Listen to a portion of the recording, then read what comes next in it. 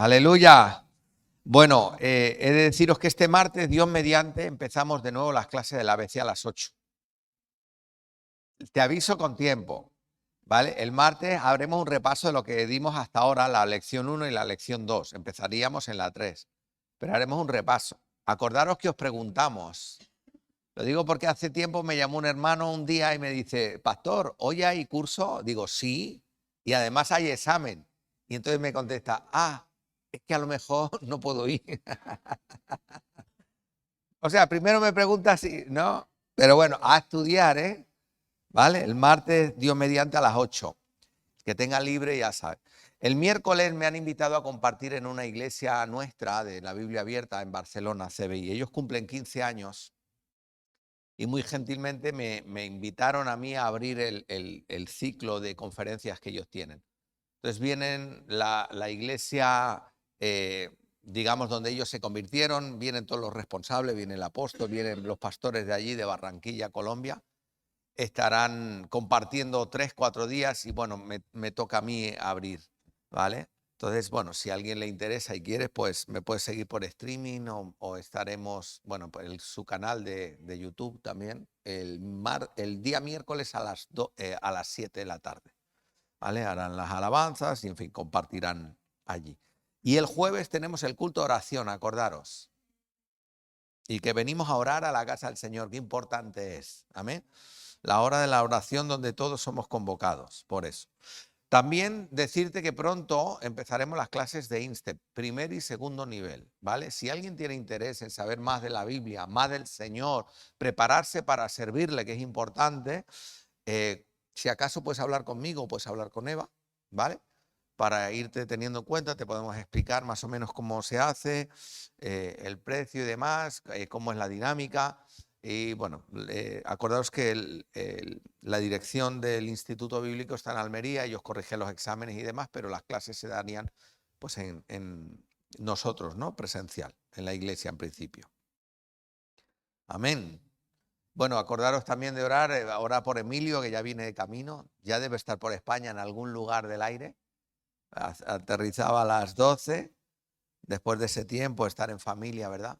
Para ir bueno, el culto fúnebre, su mamá partió con el Señor, a estar con la familia. Oremos por ellos, por él, por Sandra, que el Señor los bendiga, por Elio también. Y también deciros que, bueno, la inspección de trabajo se toma del ayuntamiento se toma su tiempo. Dice, no, ya iremos. Les he llamado 2 veces, no sé si llamarles más o no llamarles. Digo, oiga, mire, vengan cuando quieran. No, dice que estaban muy ocupados, no sé, ya nos dirán algo, ¿no? Y por último, bueno, 2 cosas. Una es que esta semana, al final, en Portugal, como ya arrancan los cultos, ya precisan las sillas. Todavía nos falta un poquito para ir recogiendo la ofrenda misionera, pero la vamos a enviar ya esta semana de la cuenta de la iglesia para que compren las sillas, porque hoy se reúnen, pero claro, las van llevando de su casa y de aquella manera, cada una silla de comedor, una silla de no sé qué. Entonces que las puedan tener y puedan arrancar. Amén. Están teniendo los cultos ya allí, esperemos que el Señor les bendiga y se mueva. Y por último, esto no te lo tomas como algo firme, sino una idea que llevo un tiempo rondando. Antiguamente, cuando era festivo, tipo 12 de octubre, ahora el 1 de noviembre, no sé, algunos festivos. En verano no, porque todo el mundo nos pillaba trabajando, pero normalmente la iglesia salíamos al campo, hacíamos algo, pasábamos el día afuera. Y la verdad es que hace tiempo que estaba con la idea de que pudiéramos salir a algún lugar. No sabía dónde, ¿no? Estaba así dando vueltas y estaba pensando, oye, mira, y si no podemos con los coches porque no hay sitio, pues intentar coger un autobús e ir a algún sitio, pasar el día afuera. Pues la zona del Bañola, la zona aquella, ir a la judería que hay también en Besalú.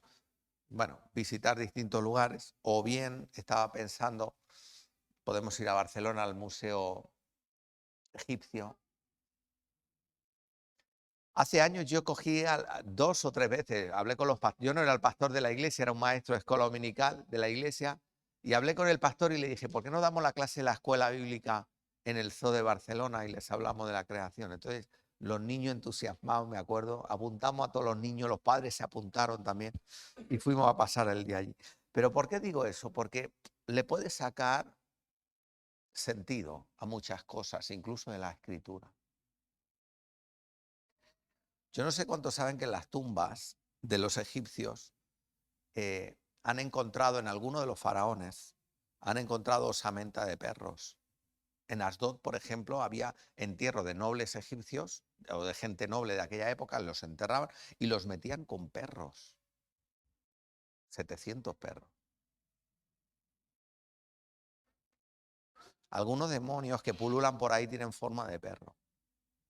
Y la Biblia dice, libra del poder del perro mi alma. Y yo cuando pensaba en eso, ¿y por qué con perro? ¿Por qué la figura esa? Entonces, porque dice que esos animales los guiaban en el viaje al más allá. Y todo tiene un sentido. Y cuando tú vas a la palabra y lo lees, dice, le encuentras, es como que te abre así la comprensión de muchas cosas. Hay muchas cosas a nuestro alrededor que nosotros no reparamos en ellas, pero tienen un significado espiritual muy profundo. Y cosas que te sorprenden y que no reparamos. Yo ahora vivo en Blanes, aunque soy de Malgrat, vivo en Blanes. Hay muchas calles de Blanes que tienen los santos colocados en lugares altos, en unas calles normales. Y tienen soportales, esto es muy antiguo, y entonces tú pasas por debajo. Y pasas por debajo, y es como que si estuvieran en alto y tú pasas por debajo y te obliga a pasar por allí. Y eso es una tradición, una cultura tan arraigada, pero que tiene mucho significado espiritual y no nos damos cuenta. Por eso cuando Naamán es sanado e iban al templo de su dios en Nimrod, ¿no? Y el jefe, el rey de los sirios le decía a Naamán, entra conmigo cuando yo vaya a adorarle y nos inclinamos y yo me apoye en tu brazo. Esto está en la Biblia. Naamán ya había sido sanado por el verdadero Dios, el Dios de Israel. Y entonces le dice a Elías, solo te pido una cosa, que Dios no me tenga en cuenta cuando yo entre en el templo del Dios y se apoye en mi brazo para inclinarse. Y Eliseo le dice, perdón, ven en paz. Entonces, yo lo decía por eso, porque hay muchas cosas alrededor que si reparásemos en ellas, quizás nos daríamos cuenta de que hay un mundo espiritual alrededor muy fuerte, que a nosotros como creyentes que tenemos el Espíritu Santo no nos condiciona, pero que muchas vidas les ciega. Y la palabra dice, y Satanás cegó el entendimiento. Por eso lo decía. Entonces le estaba dando vuelta, decir, ¿dónde podemos ir? O cuando vas a Besalú y vas al barrio judío y entras allí y ver los símbolos del verdadero Dios y cómo tenían que ocultarse y esconderse. Eso te llama la atención. Y cuando vas a las casas antiguas y en el dintel de la puerta tú ves el significado allí y te ponían, bueno, porque eran judíos. Pero es que la palabra no dice, y en el dintel de tu puerta. Entonces, esas cosas que te hacen pensar. Y entonces decía, quiero llevar a la iglesia a un sitio, no para comernos la tortilla y hablar con el hermano, las hermanas saltar a la comba y los varones jugar al fútbol, sino llegar a un sitio que te haga pensar. Y piensa, y cuando te explican algo, dice, oye, ¿y esto? Y estoy detrás de esto. Y pensaba, la verdad es que todas las veces que voy a Barcelona y paso delante del Museo Egipcio, digo, un día voy a entrar. Y que te haga pensar, ¿no? Amén. ¿Cuánto les gusta pensar? No seas como mi hermano, que no sé qué le decía a una chica, dice, pero piensa, piensa. Y dice, es que a mí no me gusta pensar. Bueno, vamos a la palabra del Señor. Aleluya. Vamos a Zacarías.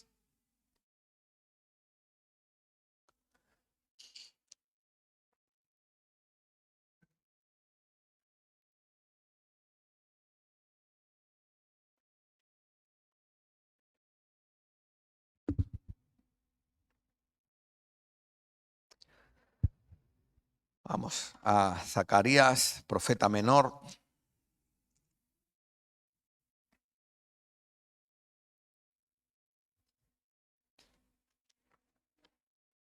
Aleluya.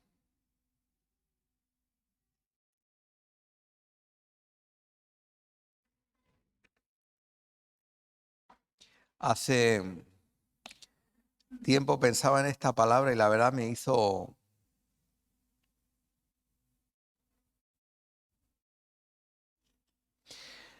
Zacarías capítulo 4 y leemos el verso 8 en adelante. Dice, vino palabra de Jehová a mí diciendo, las manos de Zorobabel echarán el cimiento de esta casa y sus manos la acabarán, y conocerás que Jehová de los ejércitos me envió a vosotros, porque los que menospreciaron el día de las pequeñeces se alegrarán y verán la plomada en la mano de Zorobabel. Estos 7 son los ojos de Jehová que recorren, ¿qué dice? La tierra. Amén. Volvemos a leer verso 8. Vino pues palabra de Jehová a mí diciendo, las manos de Zorobabel echarán el cimiento de esta casa y sus manos la acabarán, y conocerás que Jehová de los ejércitos me envió a vosotros, porque los que menospreciaron el día de las pequeñeces se alegrarán y verán la plomada en la mano de Zorobabel. Estos 7 son los ojos de Jehová que recorren toda la tierra. Amén. Hasta aquí. Bueno, esta palabra es alusiva al tiempo en el que el Señor envía a su pueblo a reconstruir el templo, ¿sabéis? Estamos hablando de Zorobabel cuando recibe la comisión de parte del Señor y decir, regresad de la deportación, poneros a construir. Muchas veces hemos hablado de esto, por ejemplo, utilizando al profeta Ageo, ¿no? De todo lo que el Señor les dijo, que era el tiempo, la fecha que tenían que acudir y reconstruir. Y si te das cuenta, muchas veces Dios nos llama a ello. ¿Por qué? Porque la iglesia está formada por seres humanos. El pueblo de Dios está formado por gente de diversa índole, que normalmente este cuerpo es corruptible y nos vamos degradando. ¿Qué quiero decir con esto? Si tú estudias la historia de los avivamientos, te darás cuenta que muchas veces la iglesia ha ido subiendo, ha llegado a un punto álgido, al clímax, al punto de mayor movimiento del Espíritu Santo, y de repente empieza un tiempo de descendencia. El Señor tiene que volverles a dar un toque y volver a subir. Y entonces en la trayectoria de la iglesia de Jesucristo a lo largo de los siglos es un diente de sierra. ¿Qué pasa? Ellos estaban en una bajada, en un valle. Entonces Dios tiene que hablarles, decir, vuelvan a edificar la casa, vuelvan a trabajar, vuelvan a ponerla como es. Y el Señor los llama, los liberta y los manda. Bien, en cierto sentido eso es lo que nosotros como iglesia tenemos que hacer. Es cuando el Señor nos llama y nos recoge de los distintos puntos, es venir a servir, a adornar la casa de Dios, a predicarle a la gente, a hablarle de Jesucristo. La iglesia no es el lugar físico, sino las personas, a decentarlas, darles la palabra, ayudarlas a liberarse, que conozcan al Señor, que puedan crecer en el conocimiento y en la gracia. De adornar la casa de Dios es eso. ¿Qué pasa? Reciben la palabra y Zorobabel, el Señor le comisiona, mira, tienes que hacer esto. Pero fíjate, dice así, vino a mí palabra de Jehová diciendo, las manos de Zorobabel echarán el cimiento de esta casa y sus manos la acabarán. Le da una palabra a Zorobabel diciendo, mira, lo que tú empieces, él va a empezar por el fondo, ¿no? El cimiento, la base. Dice, pero lo que él empiece lo va a acabar. Porque Dios lo que empieza, lo acaba. No deja nada a medias. Si Dios está trabajando en tu vida, no va a dejar nada a medias. Nada. Por Dios no va a quedar. Nunca. Cosa distinta es que uno diga, Señor, hasta aquí. Señor, para. O no quiero más. El Señor va a respetar el libre albedrío de cada uno, y entonces hasta donde tú le permitas, el Espíritu Santo va a obrar en ti.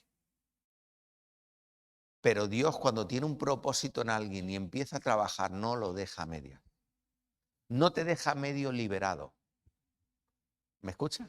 No te deja con el Espíritu Santo al 50%. No te deja medio sano.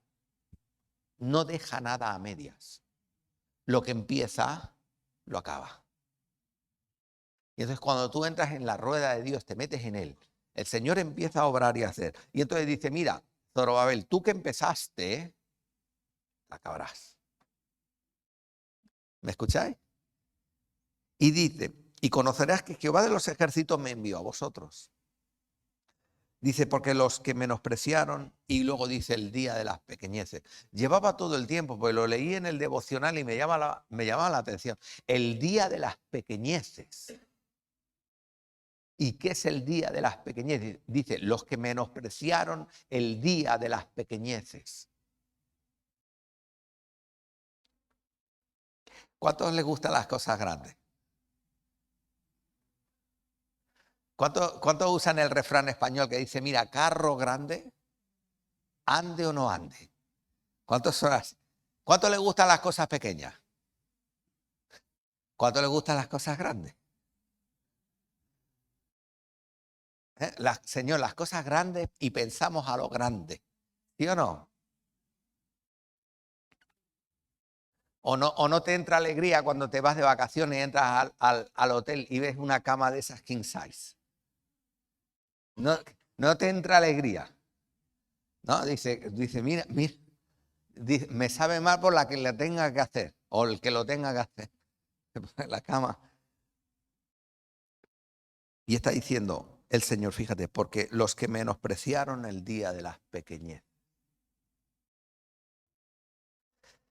Hay dos interpretaciones sobre ese texto. Hay unos que piensan que cuando Zorobabel empieza a reconstruir y empieza el hombre a preparar la mezcla y prepararme aquí el mortero y no sé, ponerme, hoy sería poner los hierros y el hormigón encima, ¿no? Empieza a replantear, a poner.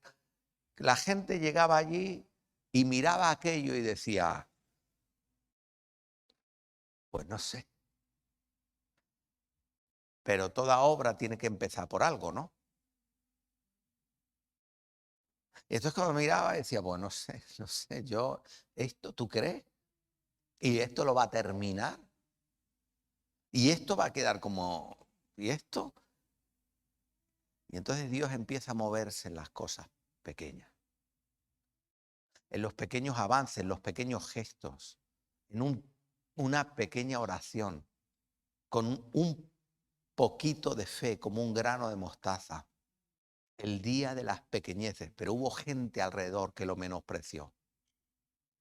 Seguramente hubo gente que fue a Zorobabel y dijo, pero tú con esto te crees que tú vas a hacer. Pero empezó por algo. Y Zorobabel oyó la voz de Dios y tuvo que ponerle fe. Es decir, bueno, la cosa está así, pero tenemos que empezar. Vamos a ponerle el suelo. Vamos a poner los cimientos. Y entonces dice, los que me menospreciaron el día de las pequeñeces. Cuando vas a alguien y le explicas un proyecto y le dices, mira, Dios va a hacer esto, Dios va a hacer esto, ¿y tú qué tienes?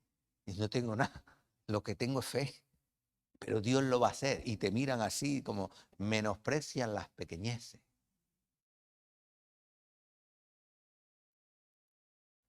Y confiar en esas pequeñas cosas que dice, guau.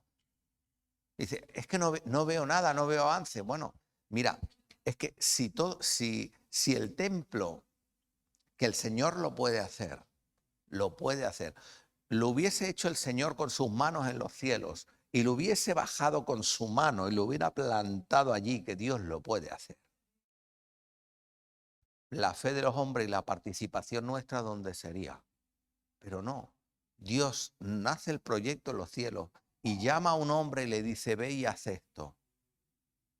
Y toma esa palabra y empieza a ponerle los cimientos.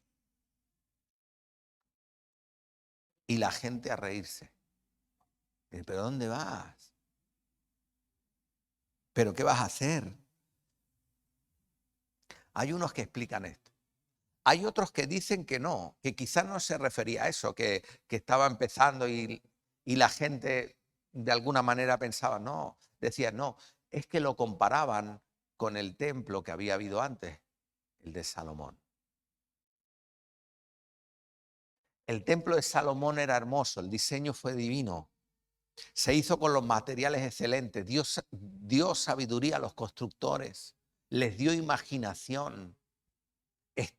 Dice que era una de las maravillas, la maravilla arquitectónica de la época del mundo. Deslumbraba. La gente cuando entraba allí se quedaba atónita mirando aquello y sorprendida, como con una exclamación tremenda. Tú imagínate hoy, en el tiempo actual, un hombre entrar en la Capilla Sixtina en Roma y ponerte a mirar los frescos de Miguel Ángel en la cúpula. Si eso te impresiona y te llama la atención, imagínate cómo sería el templo de Salomón. Y de repente empieza Zorobabel y dice, bueno, vamos a reconstruirlo como era. Ponerme un planché. Y la gente, acordándose de cómo era el templo, y empieza a ver el planché y dice, pero ¿qué vas a hacer? ¿Pero tú sabes cómo era aquello? Que era toda la pompa, era el reflejo humano de la gloria. Pero ¿cómo eso? Y el hombre, entonces empezaron a menospreciarle, decirle, pero tú estás loco, ¿tú te crees que vas a poder copiar eso? Y entonces dice, los que menospreciaron el día de las pequeñeces. Cuando Dios ponga algo en tu corazón y te ponga a hacerlo, siempre va a haber gente a tu alrededor que te va a decir, mira, eso no lo vas a conseguir, eso no lo vas a poder hacer. Desiste de la idea porque olvídate. El día de las pequeñeces. Y Dios se mueve en las cosas pequeñas, así empiezan. Y dice, verso 10, porque los que menospreciaron el día de las pequeñeces se alegrarán y verán la plomada en la mano de Zorobabel. Claro, era la construcción. No, hoy, bueno, yo no soy de la construcción, pero he visto algunos que lo que llevan es un láser, ¿no? Para mirar si está, o llevan el nivel y ¡pum!, te lo plantan, pero entonces no. Entonces había que ir con la plomada y ponerlo a la distancia, a la pared, y mirar si estaba a escuadras, si estaba recto, si estaba bien. Y dice, los que vieron a Zorobabel con la plomada en la pared, midiendo. Está hablando del inicio de todo. Fíjate, el inicio de todo. Dice lo difícil, ¿no? Y luego Dios rueda. Recuerdo hace años que estaba escuchando la entrevista a uno de los millonarios que hay en Estados Unidos. Está en la lista Forbes, esa de las personas más ricas del mundo, y le preguntaron que cómo era posible que de nada hubiese hecho esa fortuna, ¿no? Entonces le dijeron, ¿tú cómo has conseguido eso? Y entonces él contó algo muy sencillo que me hizo gracia, ¿no? Pero dijo, mire, lo que realmente me costó mucho, fue llegar al primer millón. Pero cuando yo conseguí el primer $1.000.000, todo lo demás fue muy fácil. Claro, pero verte en ese estadio al inicio para conseguir eso, ahí fue lo difícil. El día de las pequeñeces. Y me llamaba la atención esto. Y yo cuando pensaba en esto, en el día de las pequeñeces, mira, pensaba en lo que Dios nos ha llamado a hacer. En la gente alrededor y todo el trabajo que tenemos por hacer. A la gente que tenemos que hablarle del Señor.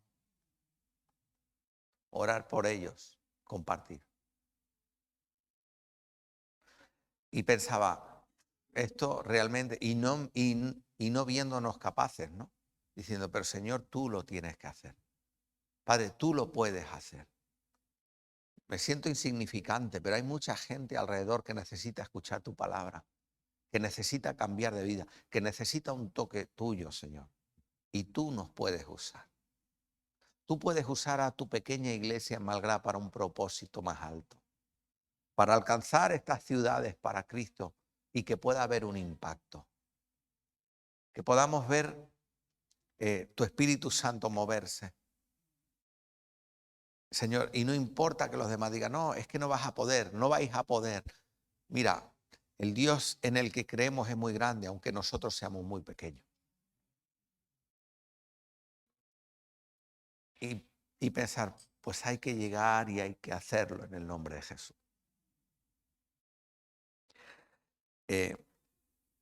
Mira, me ha tocado hablar con gente de mi entorno laboral que es muy difícil que pueda penetrar el Evangelio. Son personas muy arraigadas a unos valores que están en la cultura del lugar y es muy difícil. Yo me doy cuenta. A lo primero, podía decirte que sentía el menosprecio. Es decir, ya está el loco este. ¿Te puedes creer que he notado un cambio abismal cuando hablo ahora? Y en todo le hablo del Señor. Y he notado como que son más receptivos para escucharte.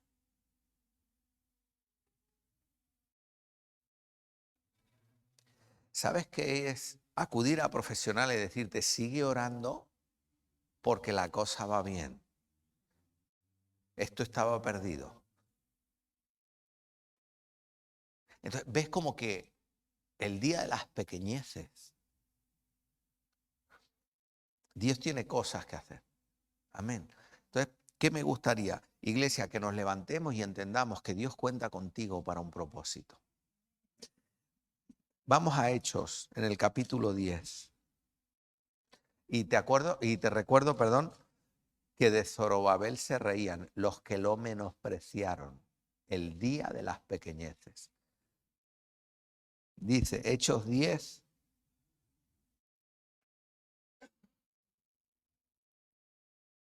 Ay, perdón, Hechos, Romanos. Romanos 10.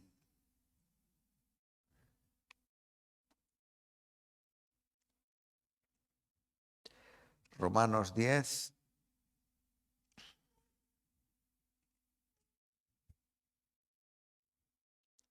Dice,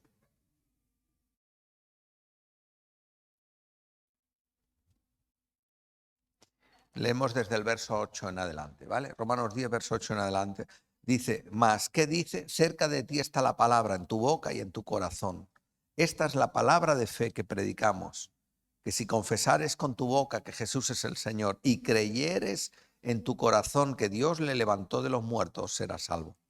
Porque con el corazón se cree para justicia, pero con la boca se confiesa para salvación. Pues la Escritura dice, todo aquel que en él creyere no será avergonzado, porque no hay diferencia entre judío y griego, pues el mismo que es Señor de todos es rico para con todos los que le invocan, porque todo aquel que invocar el nombre del Señor será salvo. ¿Cómo pues invocarán aquel del cual no han creído? Mira, empieza el relato de Romanos hablando acerca de que la salvación es por fe, que viene del Señor, que hay que creer en Él. Pero luego pregunta, fíjate, hace una pregunta, el verso 14. Dice, todo el que invocar el nombre del Señor será salvo. Dice, pero el verso 14 te dice, ¿cómo pues invocarán en quien no han creído? Si está diciendo, todo el que invocar el nombre del Señor será salvo, pero si alguien no cree, ¿cómo va a invocar? Y luego dice, ¿y cómo creerán en aquel de quien no han oído? ¿Y cómo oirán sin haber quien les predique? ¿Y cómo predicarán si no fueren enviados? Si tú te das cuenta, entra en un razonamiento lógico de todas las cosas. Dice, bueno, invocando al Señor seremos salvos, pero ¿cómo le van a invocar si no creen? O sea, nosotros invocamos al que conocemos, ¿no? Y podemos clamar al Señor porque le conocemos, pero ¿y los que no le conocen cómo le van a invocar? A veces no saben ni su nombre. Tú sabes cuando llegas a países con otra cultura, le dices, mira, tienes que buscar a Dios, orar, pedirle al Señor, y te preguntan, y esto es literal, esto ocurre hoy, ¿y cómo se llama? Porque hay culturas que no conocen el nombre de Jesús. ¿Y cómo invocarán si no le conocen? Si no le hablaron nunca. Y luego dice, ¿y cómo creerán en aquel de quien no han oído? Tú sabes que hay mucha gente que está saturada de religión, pero no ha escuchado las palabras de Jesús verdadero. ¿Sabes que tenemos un país de tradición católica y hay mucha ignorancia a nuestro alrededor? Que supuestamente son cristianos y no saben absolutamente nada. Que les hablas de la obra de Cristo en la cruz, del Calvario, que ha muerto por él o por ella y no son capaces de asimilarlo porque no lo entienden. No saben a quién acudir, a quién clamar. No saben cómo tienen que hacer para orar. Y nosotros teniendo las herramientas para poderles explicar, a veces no lo hacemos. Dice, mira, ¿cómo creerán en aquel de quien no han oído? ¿Cuánta gente hay que luego recibe una gracia de parte del Señor, viene a la iglesia, se convierte y te dice, oye, mira, yo no tenía ni idea que esto podía ocurrir? Que Dios podía obrar y podía sanar, que Dios te podía guiar y te podía hablar, que Dios te podía consolar. Yo no lo sabía. Y dice, ¿y cómo oirán sin haber quien les predique? Hemos dicho al principio de ese pasaje que decía, la palabra está en tu boca y en tu corazón. Si confesares con tu boca. O sea, la palabra no está lejos, la tenemos cerca. Dice, ¿y cómo la gente va realmente a recibir el mensaje si no lo oye? Yo te explicaba antes que el Señor podía haber cogido el templo y haberlo bajado con su mano poderosa, construido en los cielos y haberlo bajado tal cual, ¿sí o no? Pero encargó a un hombre que lo hiciera.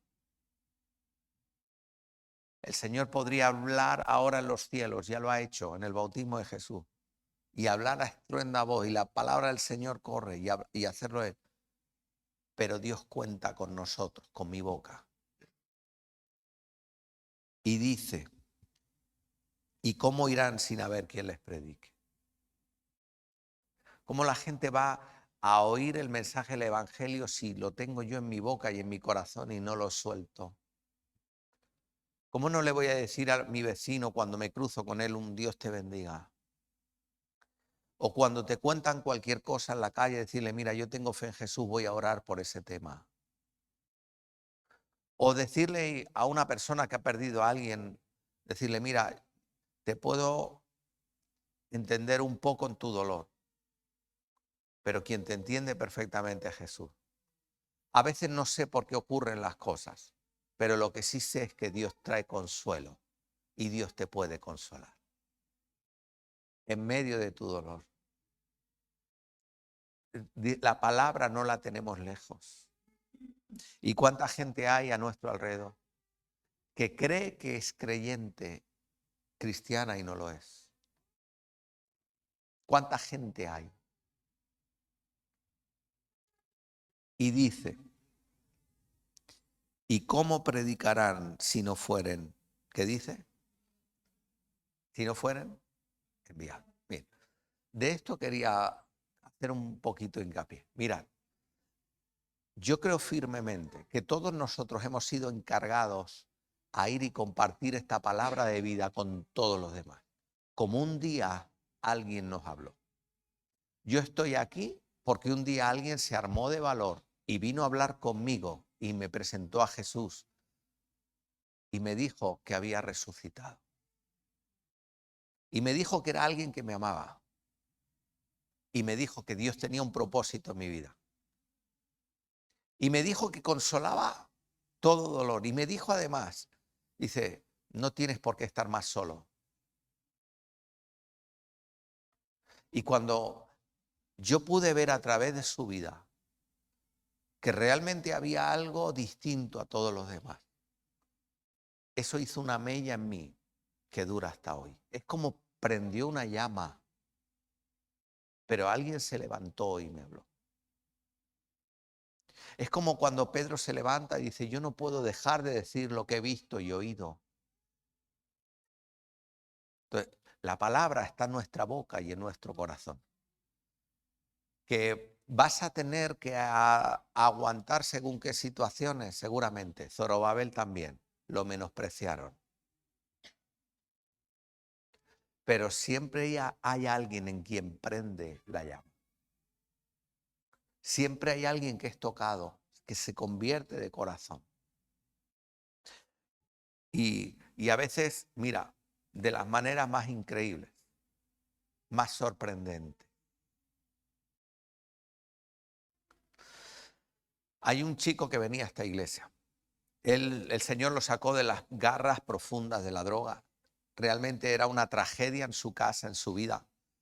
Su familia estaba desesperada con él. Se tornó en alguien muy peligroso. A los 15 años lo fueron a buscar, más o menos, y le dijeron, mira, va a venir una planeadora con droga a Tosa, más o menos la 1 de la noche. Cuando se vaya acercando harán señales con la linterna, entonces vosotros tenéis que bajar por un lugar escarpado. Cuando llegue la planeadora a tierra, tenéis que descargar los farjos, meterlos no sé dónde y os vais. Y entonces él iba desde Blanes hasta allá con su motillo. En 15 minutos ganaba 3.000 euros. 15 años. Y se fue metiendo más y más. Y se fue metiendo más y más. Hasta que acabó la cosa mal. Muy mal. Acabó por la cárcel. Acabó. Entonces, un día de desesperación vino a verme, me dijo, necesito tu ayuda, ya no puedo más. Entonces lo ingresamos en un centro de rehabilitación en Reto. Estuvo allí, el tipo pasó un proceso largo, pero aprendió y conoció al Señor de todo corazón. Él quería servir allí, dijo, mira, el Señor me ha rescatado y ahora me quiero dedicar a ayudar a los demás el resto de mi vida. Cuando él venía de visita a la familia, se ponía a hablarles del Señor. Y todos sus amigos de la infancia, sus amigos de andanza, piensa que él con 15 años iba armado con pistola de fuego. Esos eran sus amigos, se reían de él. Y todos se reían de él, pero él le daba igual. Él hablaba y decía, mira, yo sé en quién he creído. Y entonces él me contaba y me decía, pero ¿sabes qué pasa, Dani? Que cuando están todos siempre se ríen de mí, pero cuando los veo a solas me dicen, oye, háblame del sitio ese donde fuiste.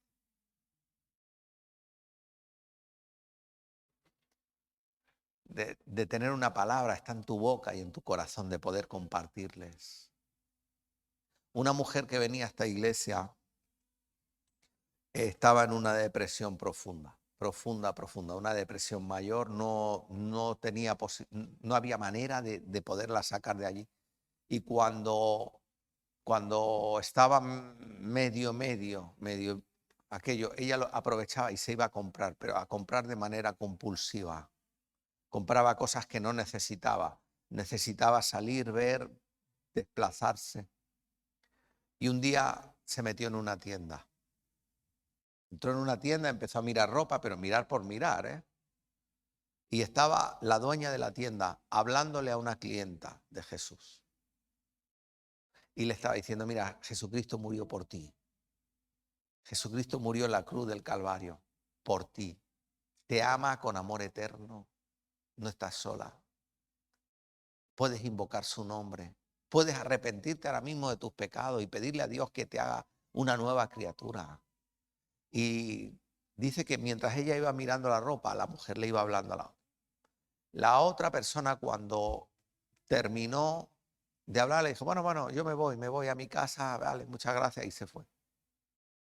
Y entonces ella se acercó a la mujer y le dijo, mira, ¿me puedes hablar lo que le decías a esa mujer? Ese mismo día en esa tienda aceptó a Cristo y su vida cambió. ¿Sabes lo que me llama la atención de esa historia? Que el mensaje no era para ella. No le estaban ni hablando a ella. Pero Dios, que todo lo sabe, que pesa los espíritus y sabe el corazón de cada uno. Como que la palabra le atravesó como un dardo. ¿Escucháis? Y dice, ¿y cómo predicarán si no fueren enviados? Con esto te quiero decir algo, iglesia de Málaga. Todos los que conocen a Cristo son enviados para hablar en su nombre. En otras palabras, en palabras del apóstol Pablo, el Señor te llama embajador. ¿Sabes qué es un embajador? Es un representante. Embajador de Cristo, representante de Él. Y me llama la atención porque hay unos que predican en unas condiciones y otros en otras. Somos embajadores de Cristo. ¿Me escucháis? Tienes credenciales del reino. Hablamos en su nombre. Pero Pablo, cuando utiliza esas palabras, él añade algo. Él dice, yo soy embajador en cadenas. ¿Y sabes por qué? Porque estaba preso en la cárcel por predicar a Cristo. Dice, pero soy embajador. Y donde estaba, hablaba de él. Y si no, pregúntale al carcelero de Filipos que se convirtió. ¿Me escucháis? Y dice, ¿y cómo predicarán si no fueren enviados? Como está escrito, cuán hermosos son los pies de los que anuncian la paz, de los que anuncian buenas nuevas. Mas no todos obedecieron al evangelio, pues Isaías dice, Señor, ¿quién ha creído a nuestro anuncio? Así que la fe es por el oír y el oír por la palabra de Dios. Pero digo, ¿no han oído? Antes bien, por toda la tierra ha salido la voz de ellos y hasta los fines de la tierra sus palabras. También digo, ¿no ha conocido esto Israel? Primeramente Moisés dice, yo os provocaré a celos con un pueblo que no es pueblo. Con pueblo insensato os provocaré a ira. E Isaías dice resueltamente, fui hallado de los que no me buscaban, me manifesté a los que no preguntaban por mí. Pero acerca de Israel dice, todo el día extendí mis manos a un pueblo rebelde. ¿Y qué dice? Contradictorio. Si te das cuenta, desde los albores, desde el inicio de todo, Dios siempre ha querido entablar conversación con el hombre y hablarle. Y en este tiempo, el Señor toma de su iglesia para que cumplamos esa comisión. Así que pues habla de Cristo a tiempo y fuera de tiempo. ¿Me escucháis? Predica la palabra por ellos. Da igual lo que digan. El otro día hubo una noticia que me conmovió. Me conmovió realmente por la humanidad del hombre. No creo que sea creyente, o por lo menos el Señor no habló, pero estuvo hablando un cirujano en televisión que se acababa de jubilar. Y en medio del programa salió una paciente joven para hablar y hablar del médico. Le estaban haciendo una entrevista. Al parecer era un hombre muy destacado en su círculo en Barcelona, un hombre que ha escrito libros, conocido y demás. Y se acababa de jubilar y bueno, salió una paciente. Al parecer la chica, dice, 3 veces tuvo que operarlo y era una cuestión muy, muy, muy delicada. Y la muchacha salió en directo y habló. Y los saludó. Y el doctor la saludó y dijo, hombre, qué sorpresa. Dice, sí, mira, yo quería decir una cosa. El primer día que me dieron el diagnóstico y tuviste que operarme, le decía así, le hablaba de tú, ¿no? Hiciste algo que quizás no te diste cuenta. Yo tenía muchos nervios, tenía frío, estaba muy preocupada y no paraba estaba muy, muy triste. Y entonces le cuenta, dice, y tú bajaste. Y cuando me estaban poniendo la anestesia, que me estaba quedando dormida, tú bajaste y me cogiste la mano y no me soltaste. Y así, cogida de tu mano, yo me dormí.